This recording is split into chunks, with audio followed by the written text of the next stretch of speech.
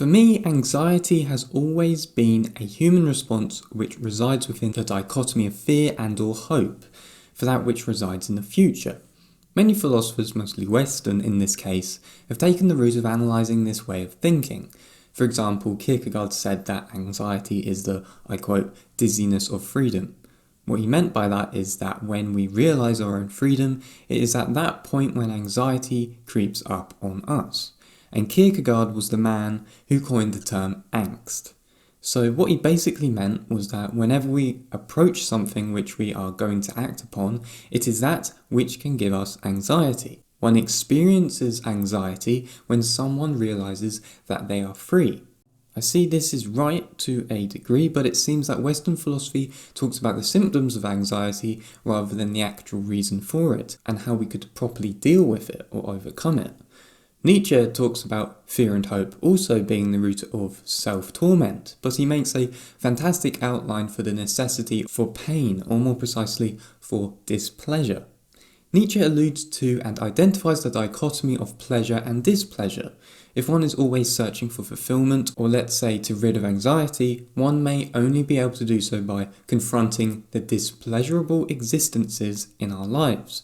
So he asks the question in The Gay Science, I quote, "What if pleasure and displeasure were so tied together that whoever wanted to have as much as possible of one must also have as much as possible of the other?" End quote. Another quote, he says, "Examine the lives of the best and most fruitful people and peoples, and ask yourselves whether a tree that is supposed to grow to a proud height can dispense with bad weather and storms, whether misfortune and external resistance, some kinds of hatred, jealousy, stubbornness, mistrust, hardness, avarice, and violence do not belong among the favourable conditions without which any great growth, even of virtue, is scarcely possible." End quote. All in all, it's a confrontation with the displeasurable that he calls for. Or more importantly, it's the need for you to confront the problems which you enjoy avoiding. You could relate this to everything because it's based around courage, but the essential problem, I think, is around this self-perception in relation to anxiety. And it is this where Eastern philosophy, I think, is really useful because it juggles with the conception of the self. In the West, everything, as you will know, is about the next step, the future. So our self-conception is always based in the future. Where am I going to be? What am I going to do? This causes the self to never really be grounded in the present moment. This idea of the future and next move is the blueprint from which all technology runs on. For example, let's say you're watching Netflix. As soon as what you were watching finishes, time becomes your enemy, because within technology, you are instantly told to watch something straight after it finishes. Even to the point where it's so pervasive that most broadcasting channels don't even let you see the credits of a film. Like Netflix, for example. You can see this in cinemas as well, which is crazy because it shows how conditioned people are in always forwarding themselves in the future without living in the present. For example, soon as the credits roll, the majority of people rush as if they are in a race to get to the exit doors. It's strange and funny at the same time because it's so antithesis to what they were doing for the past 2 hours, which was sitting down and watching a film. What harm is it sitting down for an extra 5 minutes just to think about the film and talk to your friends and family next to you about it? And that, I think, highlights the major problem with self-perception in the modern day, especially in the West, that most of the time you are always racing without being self-reflective. But if you are too self-reflective, you are still going to produce problems for yourself. So it's about finding a balance. Anxiety is based in the idea of the future, which is why fear and hope are always both tightly related to anxiety. So if we bring the self and allow it to focus on being in the present moment, we should be able to view the processes of life as being ever revealing instead of those which are for us to demand. Thus, if the processes of life are ever revealing, then we should be excited to live in the present moment because it will allow us to not constantly think about the next step. If we do so, we put tension on ourselves in particular moments of our lives, which will make us overthink and make us become retrospective of our past in relation to our future. This makes thought become dangerous because we start to play a game of rebound, where thoughts of the past start playing with thoughts about the future and vice versa. This then, as you may guess, completely disorientates a sense of self in the present moment. Now, to throw you back to the example of the cinema, let's say that this time around everyone was told that they had to watch the credits at the end of the movie. What will most likely happen is that the majority of the people will actually get annoyed, not because they really don't want to watch the credits, but because their life exists in the future. Because of this, what do you think will happen? Many will start getting angry, annoyed, frustrated, anxious, and maybe even fearful because whatever they were going to do next has now become restricted. They have been told to wait, relax, live and acknowledge the present moment. It's all about how you view life, I think. Life is something that flows and becomes something else. And you will see that life doesn't care too much about the past to the point where it uses it as an excuse to restrict its own development. A beautiful example of this is by looking at how nature has overcome the effects of Chernobyl.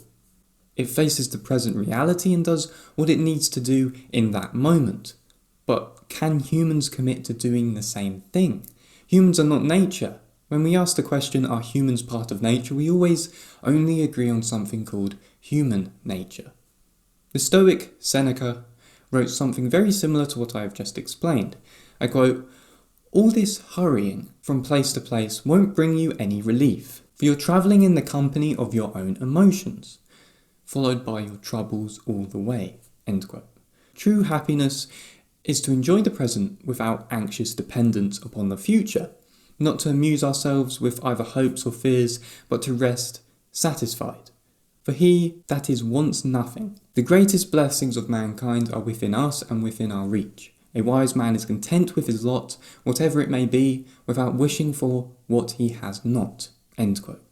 The key lesson of Stoicism is understanding what can and cannot be controlled by us, but what would be made certain is that we live in an age of a cognition which rebounds between past and future, but never in between. Mindfulness is very much missing in today's age. Thus I quote from Marcus Aurelius, "Forget the future. When and if it comes, you will have the same resources to draw on, the same logos." End quote. Taoist philosophy used a term called wu-wei, which simply means non-action or actionless action.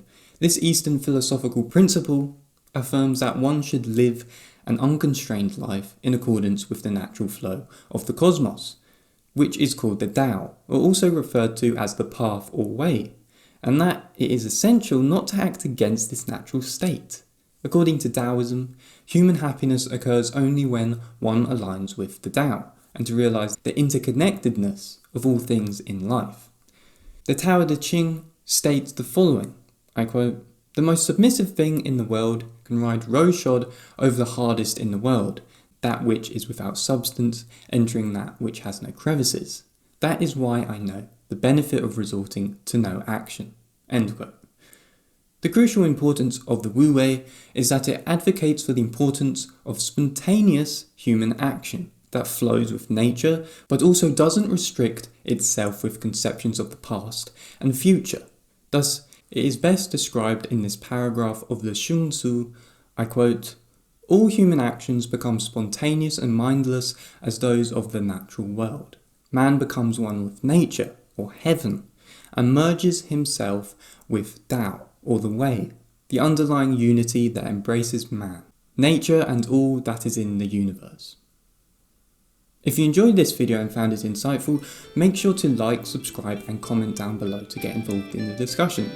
Talking about discussion, you can find a link to the Thoughts on Thinking Facebook group down below, so make sure to join if you want to get involved in conversations about philosophy, sociology, psychology and literature.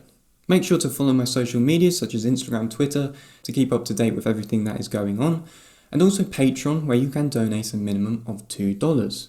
Lastly, a quick shout out to all my patrons. Thank you to Danielle Kazmi, The Truthism, Noah Shahad, John Bisham, Richard Walter, Mark Smith, Maggie DC, Dari and Nikki for supporting me on Patreon. Thanks for watching and I will speak to you in the next video.